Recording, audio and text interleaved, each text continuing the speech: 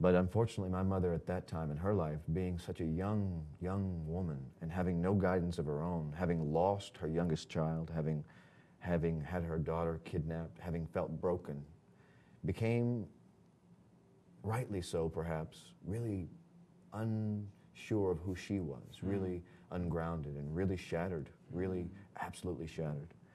And unfortunately, she needed to take her anger out some way.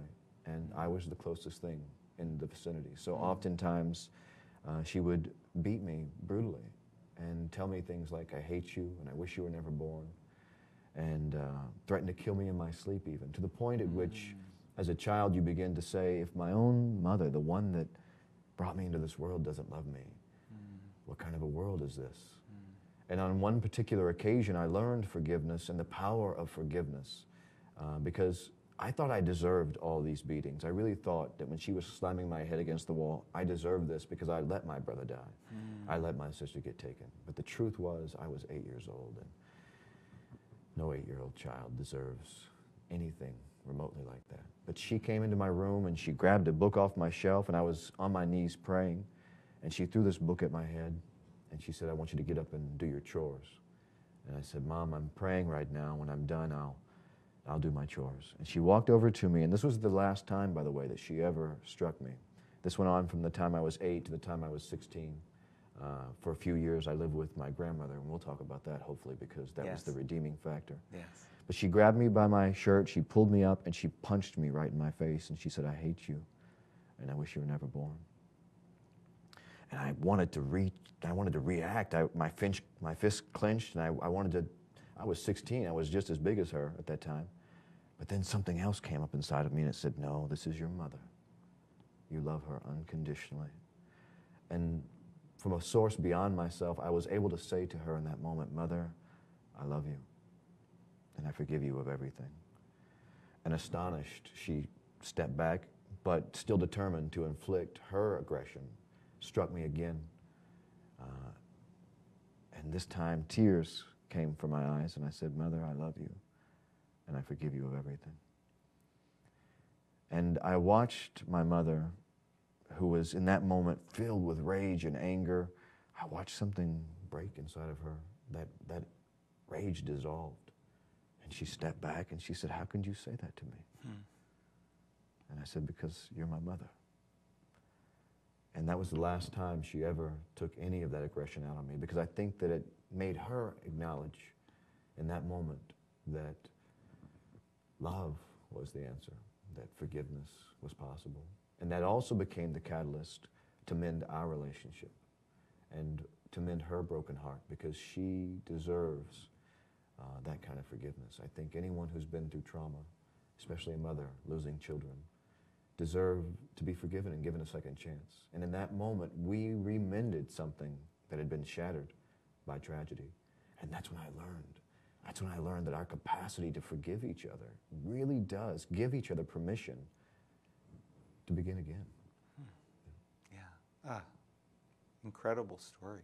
Incredible story.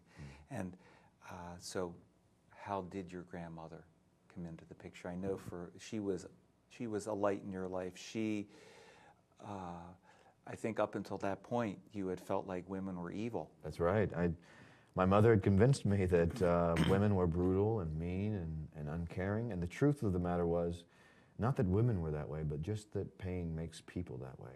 But at the time, I associated the two. My grandmother came into the picture because at that time, my father wasn't around. He was gone.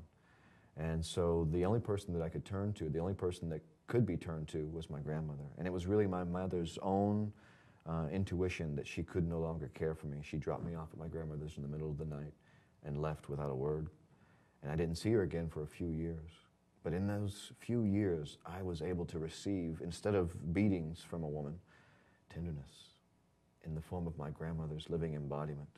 Not Jesus, Buddha, Gandhi, Muhammad, Martin Luther King Jr., or Mother Teresa herself have taught me near as much as my own grandmother. And just by living example of the way she loved me so tenderly and sweetly, how she would get up in the morning and kiss me awake on my forehead and say, don't you know Granny loves you? And I'm so proud of you, and it's going to be all right.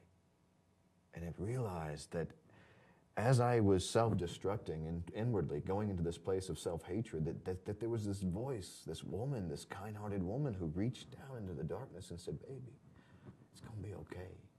And she gave me permission to forgive. That really was the catalyst. To be loved by even one person in this world gives us permission to heal. And she became my hero.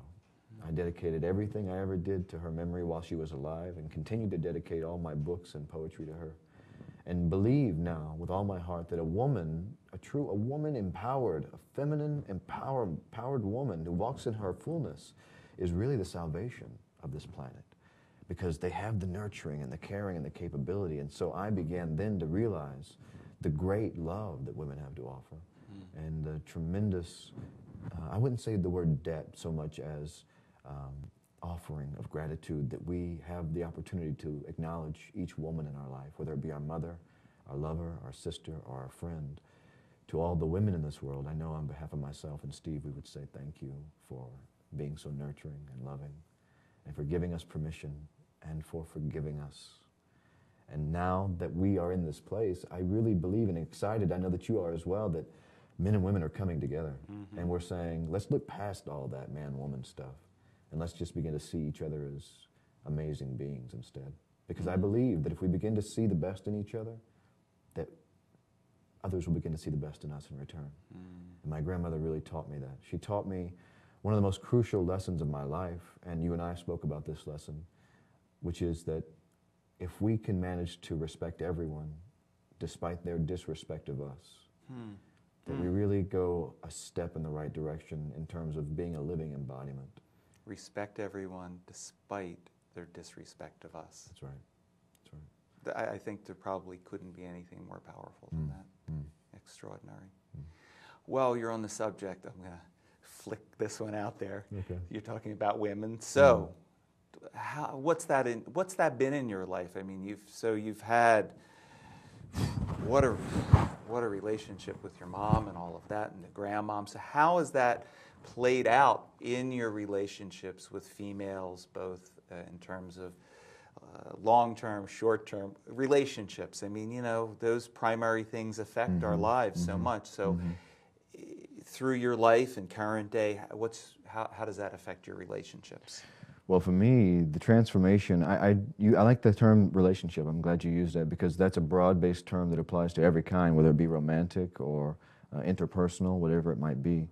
It really led me to explore communication in its various forms and connections in its various forms, which led me to get my first master's degree in communications. Okay, so you have two master's degrees. That's right. One in completion and one already on the books. And the one that's completed now is a MA in communications, ranging from interpersonal to intrapersonal. And what's the one that's in process? And the one that's in process is Native American philosophy. Okay, I want to interject here, because this is an amazing image to me. This guy was a college professor for how many years? Since 2000, so. 2000, so for a number of years, and he came to work in a suit and a tie. Is that correct? It was a difficult thing, I got to tell you, Steve, to go from I'm a barefoot boy, I'm a country boy, I can't be helped, you know. But to get to that place where I thought I could really make a difference, I said I'm willing to make any compromise I need to make on the exterior, as long as it means I can be effective. And I was, because this tragedy sponsored in me this desire for creating a new form of communication through action. And that's what I was able to do in the colleges. I was able to send my students into terminally ill hospitals to visit children with cancer. We put on puppet shows for them and reminded them of the beauty of life. We were able to go into convalescent homes in Southern California and visit the elderly and let them know that they're not forgotten, that they are our ancestors and that we love and respect them.